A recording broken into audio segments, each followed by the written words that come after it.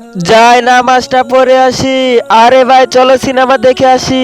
আরে না ভাই, আজান হইতেছে, চলো নামাজ পড়ে আসি।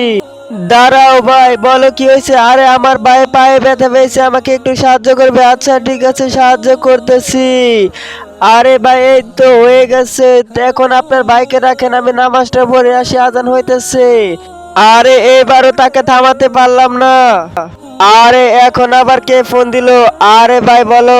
আরে ভাই, বাংলাদেশ আর ইন্ডিয়ার ম্যাচ চলতেছে। আচ্ছা ঠিক আছে, এমনিতেও জামারটা ছিঁড়ে গেছে, যাই পরে পরমুনি, আগে খেলা দেখে নেই। আরে দাই ওইদিকে যায়।